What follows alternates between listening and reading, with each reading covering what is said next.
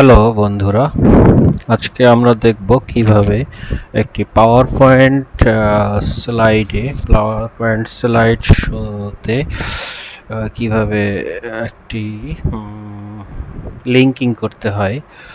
লিঙ্কিংটা হচ্ছে এই যে আমাদের পাওয়ার পয়েন্টে তো আসলে আমরা অনেক বড় একটা ডাটা শো করতে পারি না। আমাদের পাওয়ার পয়েন্টের উপর প্রেজেন্টেশনে সাধারণত থাকে ছোট মানে সংক্ষিপ্ত বিষয়গুলো, যেগুলো আমরা ম্যানেজমেন্টকে বা কোনো অনুষ্ঠানে উপস্থাপন করি এবং বাকিটা আমরা মুখে বলে দিই, তাই তো?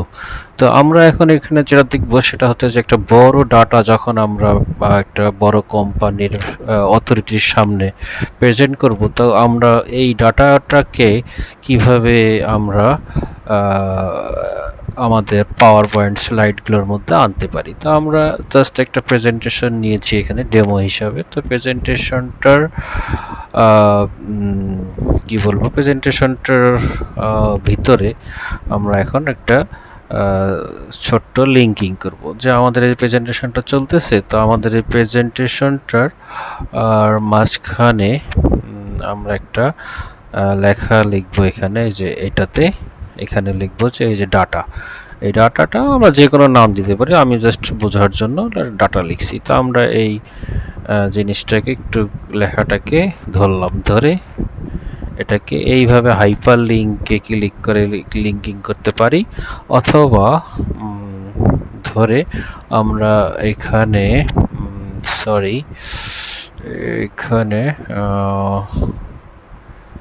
এই জিনিসটাকে সরাই রেখি। হ্যাঁ, তো আমরা এখানে এই যে হোমের পাশে ইনসার্ট আছে, ইনসার্ট থেকে আমরা করব কি, এই যে লিঙ্কে চলে যাব। এই যে লিঙ্ক থেকে আমরা এক্সিস্টিং ফাইল আর ওয়েব পেজ, তো আমরা যদি একটা ওয়েবসাইটের পেজ লিঙ্ক করতে চাই সেটাও করতে পারবো। আমরা যদি আমাদের পিসির মধ্যে যে আমরা ডাটাগুলো রেখে দিছি ওয়ার্ড ফাইল হিসাবে বা এক্সেল ফাইল হিসাবে, সেটাকে আমরা লিঙ্কিং করতে পারবো। তো আমরা এখন এখানে আমাদের ফাইলটা খুঁজি। মনে করেন যে আমি এখানে এই যে ব্রাউজ ফর ফাইল এইখানে ক্লিক করলাম। আমার এখানে আমার ডেস্কটপে আছে না, এখন আমার পিসির কোনো ফোল্ডারে আছে, সেটা আমি বের করব। ঠিক আছে, তো আমার এখানে এফ ফোল্ডারে থাকতে পারে। ধরেন ফাইবার ওয়াইটি গিগ একটা আমার ওয়ার্ড ফাইল, এটাকে আমি লিঙ্কিং করে দিলাম। এই যে লিঙ্ক তৈরি হয়ে গেছে, ওকে করলাম। এই যে এখন কিন্তু কালারটা চেঞ্জ হয়ে গেছে, তার মানে আমার এটা লিঙ্কিং কমপ্লিট হয়ে গেছে। ঠিক আছে, তো আমি এখন যদি এটাকে স্লাইড শোতে দেখি যে কারেন্ট স্লাইড, ঠিক আছে, তাদের একটু চলে আসবে, কারণ আমি ওটাকে অ্যানিমেটেড করে রাখছি। এই যে অ্যানিমেটেড করে রাখছি, যার কারণে ওটা অ্যানিমেশন হয়ে আসলো। এখন আমি যেখানে ক্লিক করি, তাহলে এটা কিছু দেখাচ্ছে না। এটা মাইক্রোসফট ওয়ার্ড থেকে বা অফিস থেকে একটা দেখাচ্ছে যে এটা প্রোটেকশন হচ্ছে না, সিকিউরিটি। এটা কোনো নয়, আমরা ইয়েস দিলাম, চলে আসবে আমাদের ওয়ার্ড ফাইল। এই যে আমাদের ওয়ার্ড ফাইলটা চলে আসছে। এইভাবে আমরা একটা এক্সেল ফাইল অ্যাড করতে পারি যেখানে আমাদের ডাটা আছে, ওয়ার্ড ফাইলে অ্যাড করতে পারি যেখানে ডাটা থাকবে। এভাবে আমরা একটা সুন্দর হাইপার লিঙ্ক করতে পারি, সেটার নাম হচ্ছে হাইপার লিঙ্কিং। আমরা এইটাকে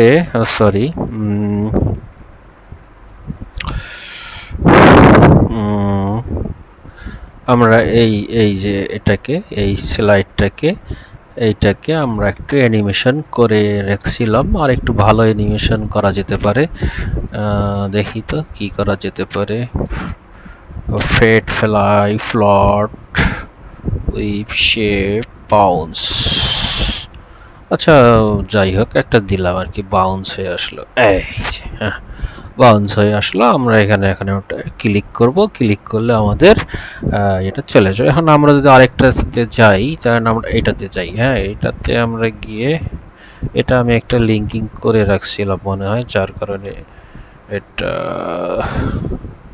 হ্যাঁ, এখন আমি যদি একটু না, লিঙ্কিং করা নেই। আচ্ছা, এবার আমি এটা থেকে একটা হাইপার লিঙ্ক করবো এখান থেকে। ওই একই জিনিস আমরা যেটা এখান থেকে করছিলাম, সেটা এবার মাউসের ডান পাশে ক্লিক করে আমরা করতে পারি। এই যে এখানে, হ্যাঁ, তো আমি এখানে একটা ভ্যাকসিনেশন নিয়ে একটা পেজ, ভ্যাকসিনেশন।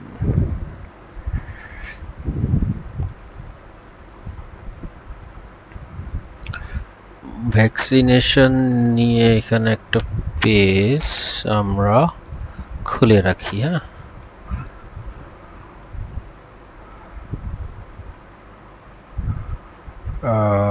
হ্যাঁ, এই লিঙ্কটাকে আমরা কপি করি।